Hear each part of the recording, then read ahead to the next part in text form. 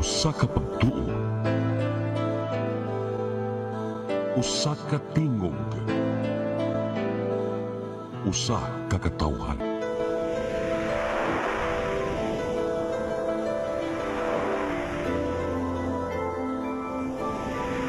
Cebu Catholic Television Network.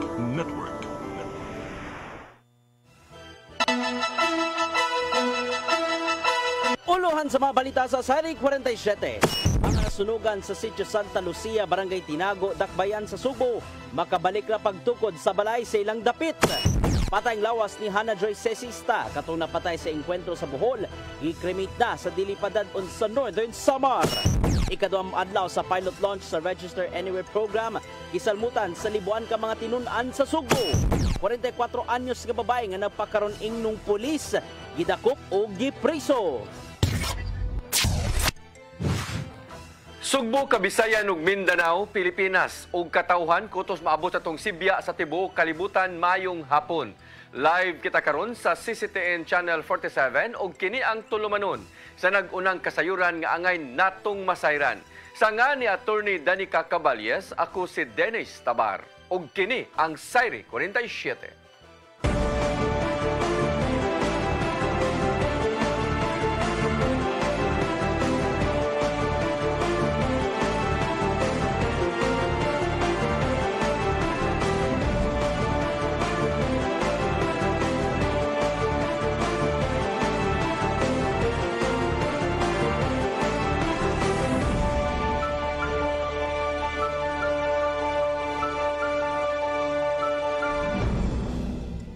Ug karon sa kumpletong detalye sa atong mga balita, mga nasunugan sa Sitio Santa Lucia, Barangay Tinago ning Dakbayan sa Sugbo gipasaligan sa syudad nga makatukod pagbalik sa ilang panimay sa luna nga gipanag-iya sa duha ka mga pribadong tao. Samtang state of calamity ideklarar sa mao nga sitio.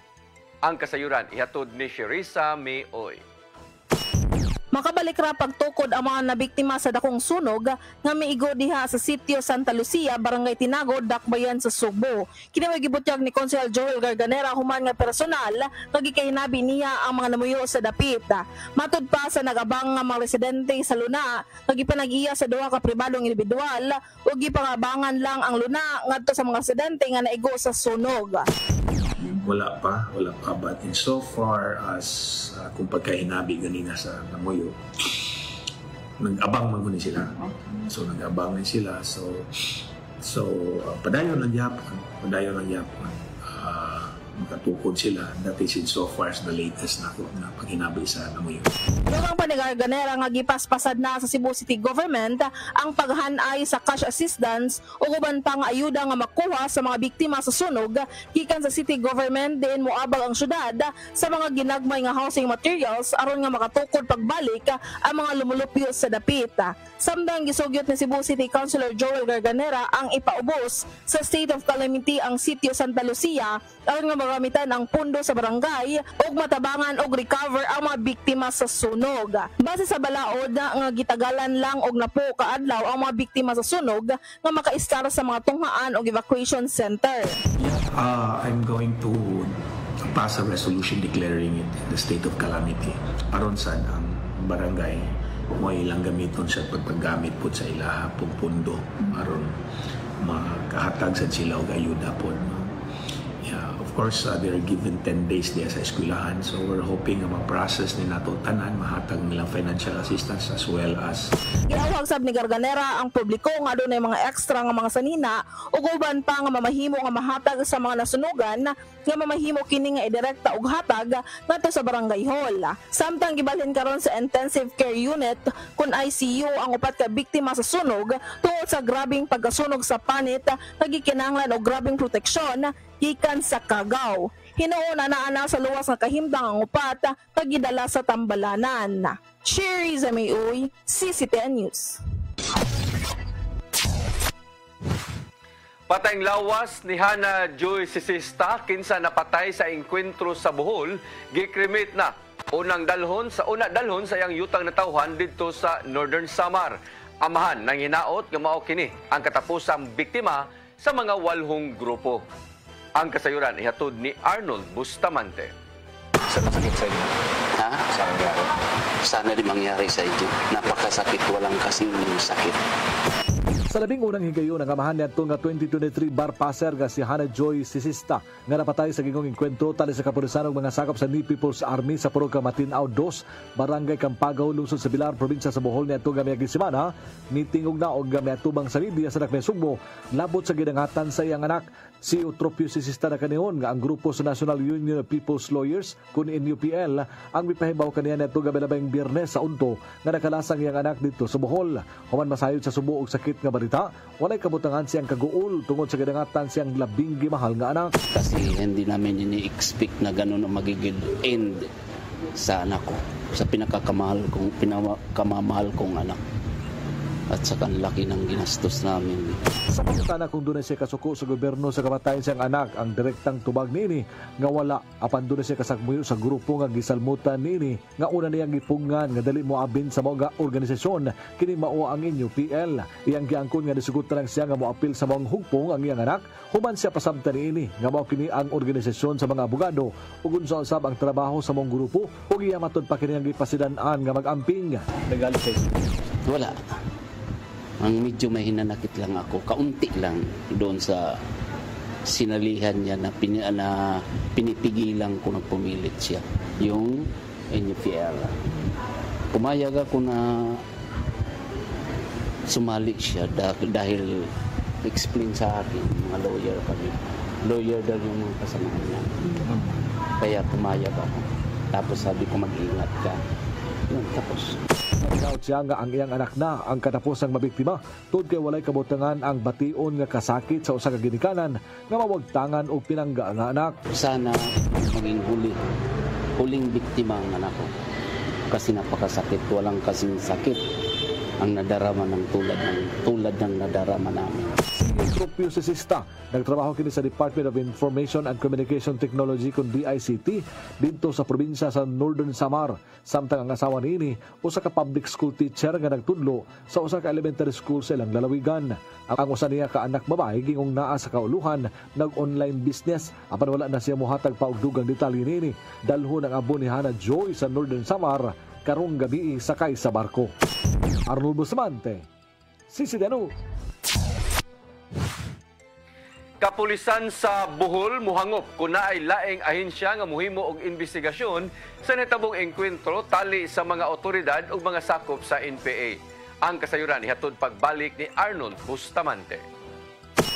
Gihangop sa Bohol Police Provincial Office sa magsunod na sa ahensya sa gobyerno nga mohimong investigasyon sa natabong engkwentro tali sa kapulisan uban sa mga sundalo batok sa mga sakop sa kituang New People's Army sa Purok Matinao 2, Barangay Campagaw, lungsod sa Bilar nitong nga Pebrero 23. Ato ni Police Lieutenant Colonel Norman Luis, ang information officer sa BPPO, nga labing maayo nga dunay laing ahensya sa gobyerno ang mususi para magklaro kung sa katinuod ang natabong engkwentro nga mikana sa kinabuhi sa 5 ka mga NPA o sa kapulis ug pagkaangol sa laing personnel sa kapulisan sa lalawigan sa Bohol. Una nang kami pasangil ang anak bayan Central Visayas nga diri encounter ang nahitabo saglit usa kini ka masaker. Nikatab karon sa social media ang unagway ni Domingo Kumpok alias Silong ug nailaw usab nga si Commander Cobra nga naghukas og gibinaklid nga dunay escort nga sundalo. Gitugan ni Luis nga nakigalayon dayon sila sa PNP Cybercrime Unit sa Bohol aron ipasusi ang maong hulagway ug nasuta nga edited kini. Iyang gipasabot nga makita sa palibot sa mga hulagway nga daghan ang kalubihan nga unta ang dapit nga nahitabo ang enkwentro. Pulos man kini kahumayan. Pinakaadlaw human sa hitabo ang National Task Force to End Local Communist Armed Conflict on NTF-ELCAC mihimo na usab og fact-finding investigation naman migawas ang maong hulagway apan wala sila nakitang susama nga hulagway sa dapit sama sa kalubihan. Dili na sa source ana. Wala siya factual basis nga dito yun na nakuha sa encounter site or legitimate ba na nga picture unya klaro no posible nga edited kaayo ang naka-edited or photoshop nga nay something nga gibinaobra ang picture. Usab sila makaila sa usa ka sundalo nga naa sa Rio ni Kumpok nga naghawid sa gibinaklid nga kamot niini. Andam hinuon sila nga makigalayon sa laing ahensya sa gobyerno nga mohimong linain nga investigasyon. Kaya mo sana i-verify no akong gitanaw sa ato ang PNP side. So wala gyud dili obviously sa uniform dili sa PNP unya wala sad murag sa mong tanaw gikuha lang na nila sa social media ila lang gi-edit ila ring papilit dito. Samtang si Bohol Governor Erico Aristotol amentado siyang bahin narawagan sa pamilya na tuga mga NPA nga napatay nga dili lang unta masuko sa gobyerno kay igo lang sila nga nagtrabaho. Nakiginabi siya sa mga kabanan dito sa Bilar human sa insidente nga ang gihimo sa mga namatay nga NPA nga mihawid og armas naghatag ng kining peligro silang kinabuhi. Na I hope na dili ninyo ikasakit na mo pahinungdan na mo saka na po mo bukid kay mo nahitabo sa yung mahal sa yung kinabuhi and unsa yung mga concern pwede na to na lingkuran o istoryahan. So lakdo ba istorya di gyud sila mag-apil-apil ang mga kalihukan na kay in fact naghatag kahasol po nila ang mga panghitabo. Pasalig niya sa mga malupyo sa Bilar nga iyang buuan ng proyekto aron dili na madani ang katawhan nga mosuporta sa walhong grupo.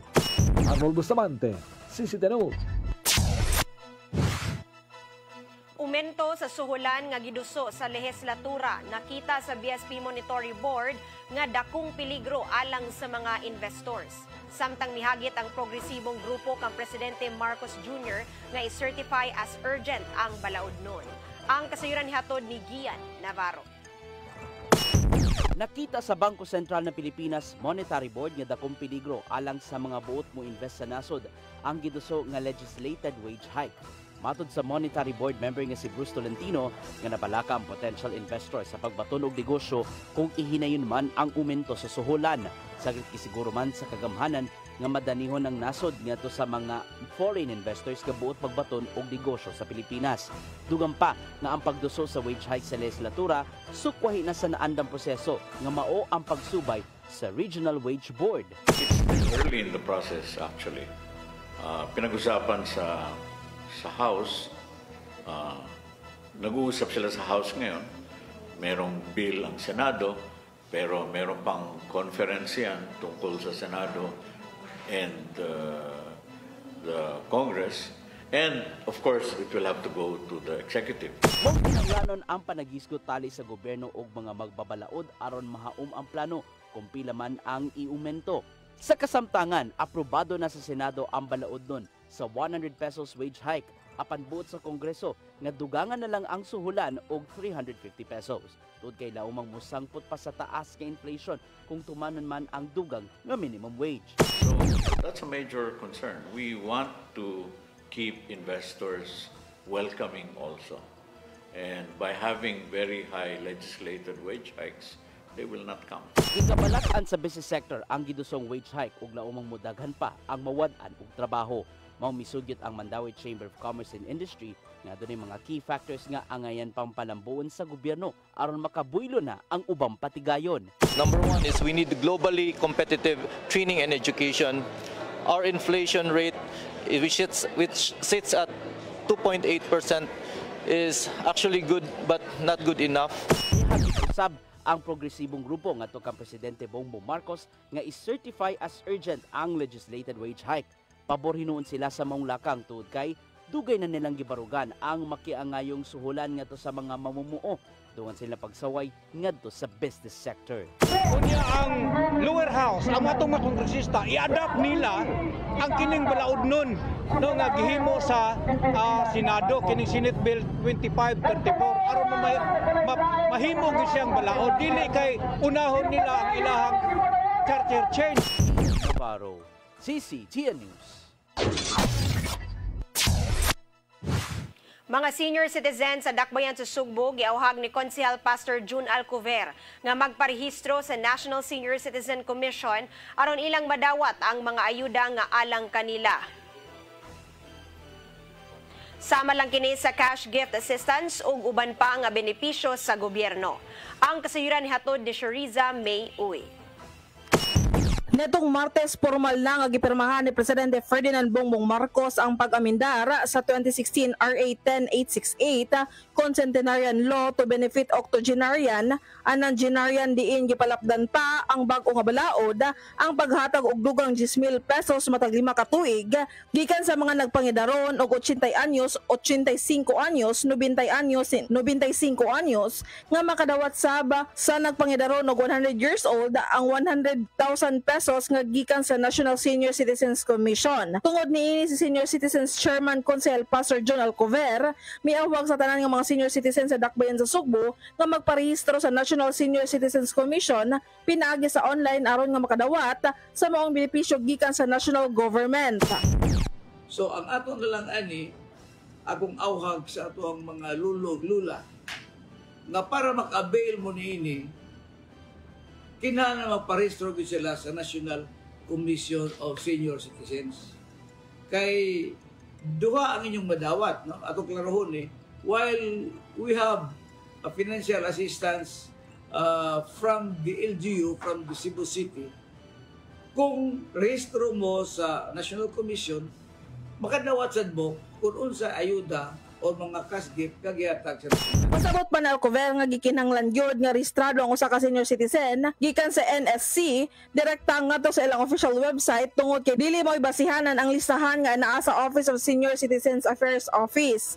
Sa pagkakaroon gipaabot na lang ang paghatag og implementing rules and regulations kun IRR sa maong bag-o nga balaod. Ang advantage lang niini kay according to this act na whether residing in the Philippines or abroad, so ebento ka sa gawas kung considered ka nga super senior na ka, lolo na ka, pwede na kang makadawat. But we're still waiting for the implementing rules ani. No, bago wala pa may guidelines kay bago pa man ni gipirmahan. Gikalipay sa mga senior citizen ang maayong balita alang kanila nga tabang gikan sa gobyerno. Usa na niini si Nanay Alicia Inasilio, 85 anyos, nga taga Barangay Tinago, dakbayan sa Sugbo nga dako kaayo ang iyang gikalipay sa dugang 10,000 ka pesos nga cash gift alang kanila tungod kay mamahimo kini nga ikapuno sa pagpalit sa maintenance nga tambal. Posot Alicia Inasilio. Gawas sa ayuda gikan sa national government, miduso sa og resolusyon sa Alcover ngadto sa konseho na dugangan ang cash assistance sa mga senior citizens nga madawat matag 3 ka buwan sa syudad. Sa resolusyon nga gidusol di konsehal ngadto sa konseho, mamahimo nga makadawat og dugang 25,000 gikan sa 10,000 ka pesos nga cash assistance ang mga senior citizen nga nagpangidaron og 80 hangtod na sa 95 anyos, samtang 50,000 ka pesos ang madawa sa senior citizen nagpangedad og 100 years old.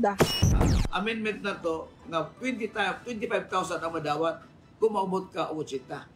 Another 25,000 kung maabot kag 90.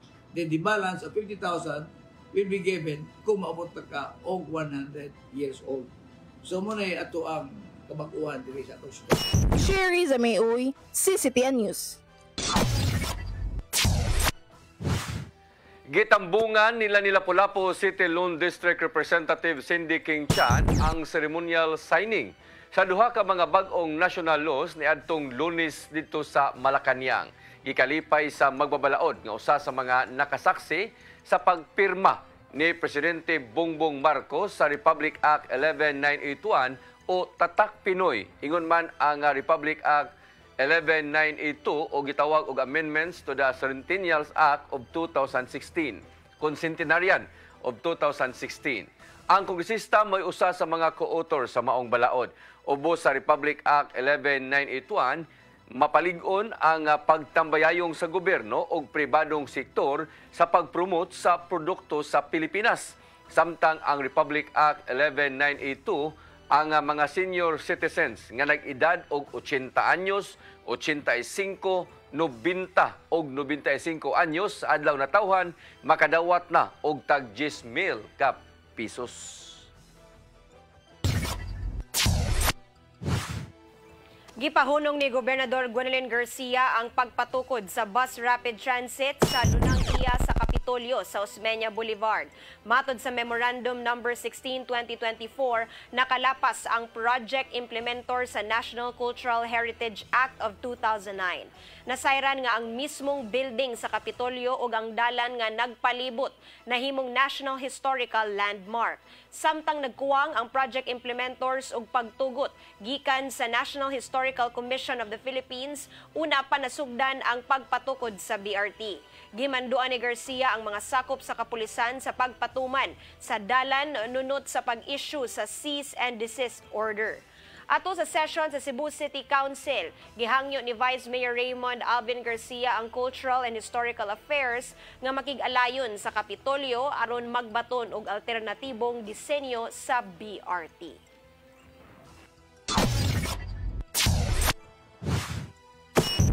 Musunod, ikatong adlaw sa pilot launch sa Register Anywhere program, gisalmutan sa libuan ka mga tinun-an sa Sugbo. Kanaw kuman pa mga balita sa magbalik sa Sayri 47.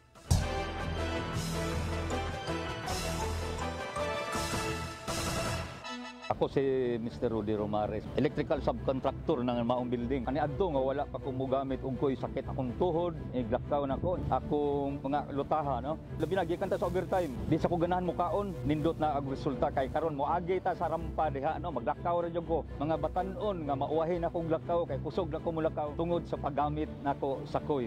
So ay mo gamit sa koy kay nindot kay resulta. Daghang kay salamat sa koy herbal capsule. Barato na, epektibo pa. Koy Herbal Capsule. Discover the beauty of the Philippines.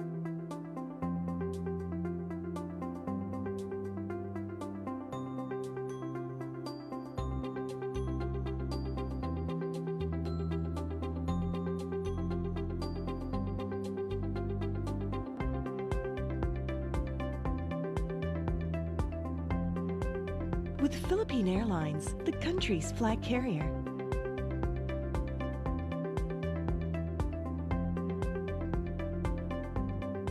The airline that lets you feel the warmth of the nation.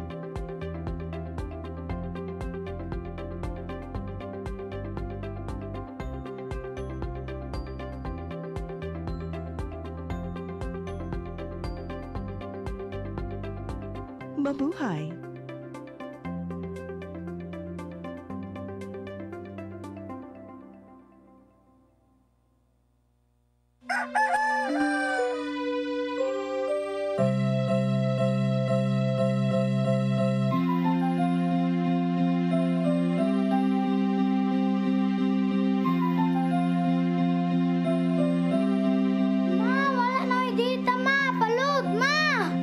Sorry ma'am, na-late ko.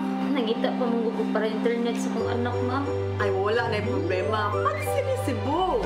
Sinisibu, Sinisibu.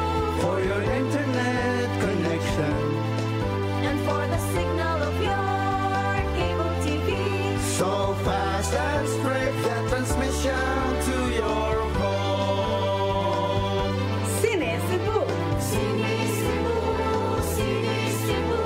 Offers you to have fiber optics. For your viewing experience, perfect and clear so far. So great and affordable for you to enjoy. Sinisibu.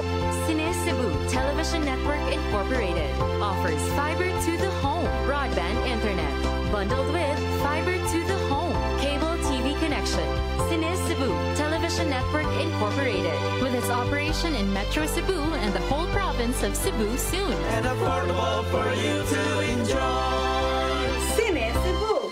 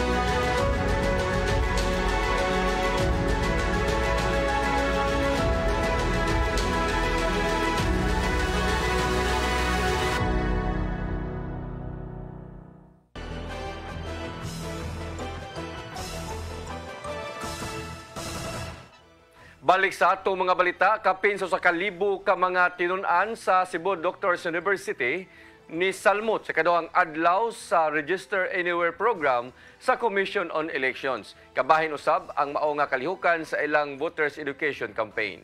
Ang kasayuran ihatod ni Mary Rose Sagarino. Sa auditorium sa Cebu Doctors University, gipahigayon ang ikaduhang adlaw sa pilot launch sa Voters Education o Register Anywhere program sa Commission on Elections. Moabot sa kapin 1,500 ka mga tinunan og school personnel ang nitambong sa aktibidad kaganinang buntag. Ang Voters Education Seminar nagtinguha nga mapaambit sa mga estudyante mahitungod sa ilang katungod og responsibilidad sa pagboto. Samtang ang Register Anywhere program nagpadali sa pagparehistro sa mga individual nga nagpuyo gawas sa Sugbo. Ilabi na ang gustong botar sa 2025 midterm elections. Gitarget sa COMELEC ang tinunan sa kolehiyo. Ilabi na ang mga first year nga sagad wala pa nakasuway pagbotar. Unang gilusad ang programa sa University of San Carlos sa Talamban campus kagahapon. Actually, ang atong gitarget is katong NSTP students because we all know that ang edad ana is mo range from 70 to 19 years old. So most probably kining mga age bracket we wala pa gyud ka rehistro. So mo atong tumong. Atong goal is to register katong wa pagid karehistro or first time registrant. Gawas sa mga satellite area sa voter registration, ma-avail usab ang Register Anywhere program sa nagkadayang buhatan sa COMELEC. Again, even if adi ka nagparehistro in Cebu City but then ang dapat personal lang pag-vote in Mandaluyong City. So that is the rationale behind. Ang midterm election gikatakda sa buwan sa Mayo tuig 2025. Mary Rose Sagarino, CCTN News. Mga persons under police custody sa Upao Police Station sa Mandawi City PNP gipaubos sa medical check-up. Samtang gidisinfect usab ang ilang selda nga limpyo ug malikay sa sakit ang mga gipangkustodiya sa sulod. Ang kasayuran ni hatod pagbalik ni Mary Rose Sagarino.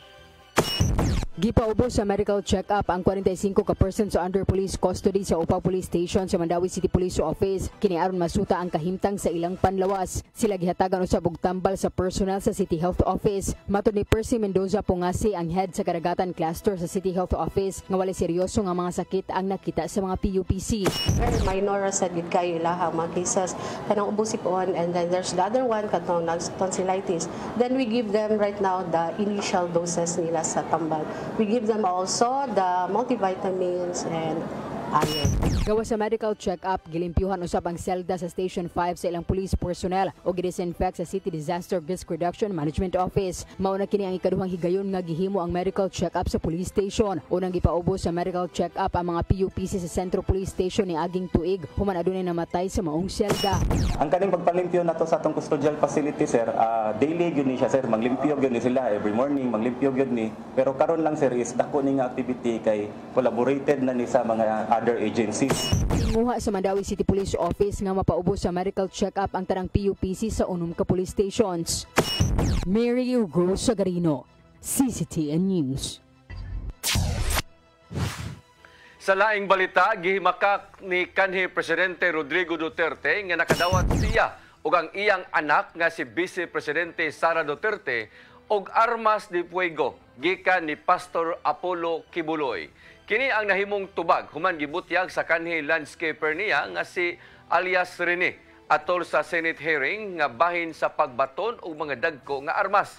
Mato ni Duterte nga basin siya mismo ang muhatag og kanyon o machine gun aron sa mao nga dili tinuod ang mao nga pamasangil. Iulagway ni Duterte ang pagbutyag ni alias Rene nga usa lang kadakong pasiaw samtang nakita sa kanhi presidente nga dili mada ang supoy na aron makatambong si Kibuloy sa congressional hearing. Wa usab siya masayod kung asa nagtago-tago ang kontrobersyal nga religious leader sa Davao City ug iyang spiritual advisor. Presidente Bongbong Marcos niauhag kang Pastor Apollo Kibuloy nga muatubang na lang sa congressional hearings. Kini aron makahatag siyang habig bahin sa giatubang nga mga pasangil. Ang kasayuran ni hatod ni Gian Navarro. Sawa panilupad paingon sa Australia, adunay awag si Presidente Ferdinand Bongbong Marcos Jr. ngadto ni Pastor Apollo Kibuloy. Mato diya nga kinanamuatambong sa mga congressional hearings ang leader sa Kingdom of Jesus Christ aron mutubag siyang habig. kini aron makadepensa usab sa mga pasangil nga giatubang, ilabi na nga gipasakaan siya og wag tuo nga mga kaso dito sa Amerika. Kay alang ni Marcos Jr., mahimo sab kini nga ihimakak ni Kibuloy ang mga pasangil ug pamatud-an nga dili ka na tinuod. That's why my advice for him is to just face the questioning in the House and in the Senate. Marinig natin ang kanyang side para malaman natin kung ano ba talagang nangyayari dito. We're trying to be fair here and allowing him an opportunity and forum to make his case. So I think he should take advantage. Nakita sa mga hearing sa Senado ang mga kalapasang nabuhat sa pastor sa manalang sigingong pagpanglugo sa mga babaeng menor, cash smuggling ug uban pa. Maong ni-issue og sabina ang Senado ug Kongreso ngadto kang Kibuloy tungod sa pagpakyas sa pagdambong human gipatawag. Apil na sa isyung gisigutan sa congressional hearings mao ang operasyon sa media arm sa KOJC nga Sunshine Media Network International ubos sa ilaha nga prangkisa nga Suarasug Media Corporation nga giingong nagpakatap og fake news. Daan ang gihimakak ni Kibuloy among pasangil ug iya na lang kining atubangon ngadto sa korte. Gian Navarro, CCTN News. Lapu-Lapu City Mayor Junard Ahong Chan gustong makakita ang kinatibuk ang sitwasyon sa mga kawani nga tigamitan og illegal nga drugas. Pinagi kini sa padayon nga pagpahigayon og surprise drug test sa mga kawani sa barangay ug City Hall. Ang kasayuran ihatod ni Crystal Joy Filerca. Sa padayon nga pagpahigayon og surprise drug test sa mga kawani sa barangay ug City Hall, nakatala na ang City of Lapu-Lapu Office for Substance Abuse Prevention kun CLOSAP og 61 ka buok nga nagpositibo sulod lamang sa duha ka buwan. Gikan sa Enero hangtod sa buwan sa Pebrero, 2,265 na ang napaubos sa drug test. Gani giangko ni Gary Lau, ang Executive Director sa CLOSAP, nga wala pa mahuman ang first quarter apan ubos-ubos na ang ilang mga test kits. Nakamantay drug test pero for pa. But still, it doesn't stop us kasi nahurot na itong mga drug test kits. No, wala pa end sa first quarter. But in line with the mandate of the mayor, we have to do drug test to cleanse. Base sa resulta nga sa matag drug test nga buhaton aduna gyud magpositibo. Gibutyag ni Lapu-Lapu City Mayor Junard Ahong Chan nga ang tumong sa pagpahigayon og drug test mao ang makita ang kinatibuk ang hulagway sa sitwasyon karon sa Lapu-Lapu. Nga ang tanang departamento sa City Hall, tanang working place nga bigit sa City Hall, tanang barangay sa ato ang syudad will undergo drug tests so that we can see the entire pictures in every barangays, in every working place na unsa gyud sitwasyon nga. Karon nakita na nato. Karon nga nakita na sa mayor ang sitwasyon, usa sa iyang mga lakang mao ang pag-intrigo niini sa kapulisan. Matud niya nga tungod niining mga kawani nga nagpositibo sa drug test, makatabang kini sa pag-ila kung asa nagikan ang illegal nga drogas. Gusto sa mayor nga matagaan dayon og aksyon ang sitwasyon og dili siya motugot nga pasagdan lang kini kay posible pa kining mo grabe. Kung dili ka mag-drug test, di na ito may bawaan na nidaghan na di ay, nanakod na siya. So, maglisod na hinaunta. So, at least, nakibaw ka as early as now, doon ay hihimo nga lakang ang ato ang syudad, may tungod aning nakita na ito na sunod-sunod nga dunay nagpositibo. Crystal Joy Filerca, CCTN News. Ni umulog ordinansahon si Lapu-Lapu City Councilor Emilio Galarosa aron sa pag-institutionalize sa drug-free workplace sa mga buhatan sa kagamhanan sa Dakbayan sa Lapu-Lapu. Kinitungod kay tinguha sa City of Lapu-Lapu Office for Substance Abuse and Prevention kun CLOSAP nga mahimo na kini nga usa ka ordinansa ug mahimong drug-free ang mga buhatan sa Lapu-Lapu. Pinaagi niini tarong na usab nga serbisyo ang mahatag sa mga kawani ngadto sa katawhan. Nasayran sa executive order ni Mayor Junard Ahong Chan nga maoy gitamdan sa Dakbayan, kinahanglan nga mahimong drug-free ang mga buhatan sa Dakbayan. An executive order can be kuan man, whoever mag-change ang admin, pwede man postpone, i-repeal, or i-terminate tong EO. So we're asked to naagi balaod, ordinansa, ma-execute yun ba? Mosunod, 44 anyos nga babaeng nagpakaroon ingnon nga pulis, gidakop o gipriso. Kanaw guban pa mga balita sa magbalik sa Sairi 47.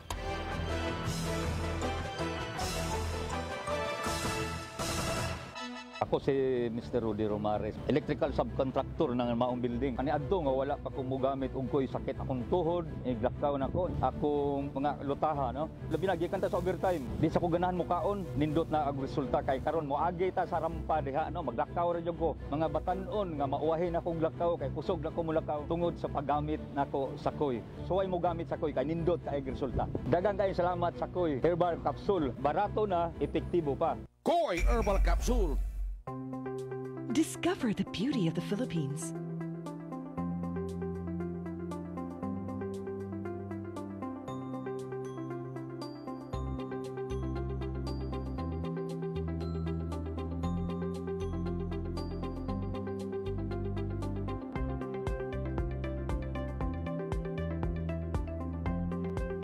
With Philippine Airlines, the country's flag carrier.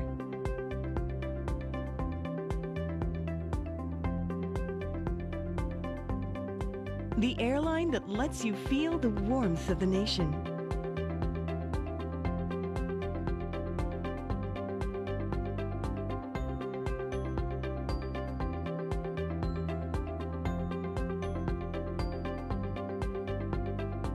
Mabuhay!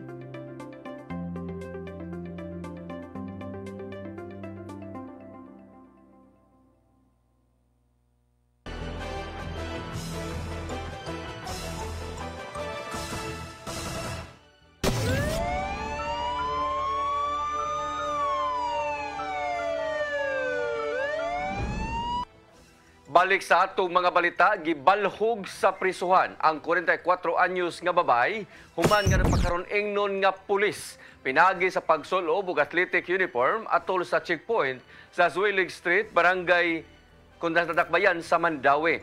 Nasikop si Merlin Beard, taga BSP Camp Upper Banica sa Barangay Lahug, Dakbayan sa Sugbo. Una nga namatikdan sa MCPO personnel nga dili husto ang pagsulob niini sa uniforme, hinundan nga gisita o gipangayuan kini og ID. Matod sa tipamaba sa MCPO nga si Police Lieutenant Colonel Mercy Villaro nga kasong kalapasan sa revised penal code ang gipasaka batok ni Bird. Gisubay usab kung asa nakuha ni Bird ang uniforme, ilabi na nga way gitugtan nga makabaligya og police uniform ngadto sa mga sibilyan. Kapin 4 ka kilo sa gituang shabu ang nasakmit sa mga sakop sa Bohol Police Provincial Office sa Purok 7, Barangay Mansa sa Tagbilaran City kagahapon. Nadakpan ang mag-live-in partner nga silang Peter John Quadra ug Mary Ann Miano ato sa maong operasyon. Nakuha gikan kanila ang mga dagkong putos sa gituang shabu nga mokantidad og 27 million pesos. Mato di Police Lieutenant Colonel Norman Nuez, Information Officer sa Bohol PNP, nga bag-o pa migawas ang pangalan sa mga dinakpan o gihimo na ang panginabuhian ang pagbaligya og drogas.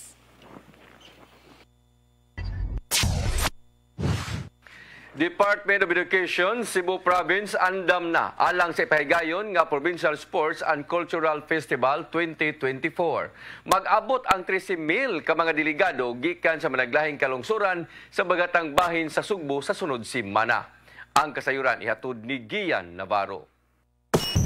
Subsub na ang pagpangandam sa Department of Education dinhi sa Sugbo alang sumaabot nga Cebu Provincial Sports and Cultural Festival 2024. May tabo kini karong Marso 3 ngadto na sa 8 ngadto sa 4 ka mga lungsod sa habagatang Sugbo.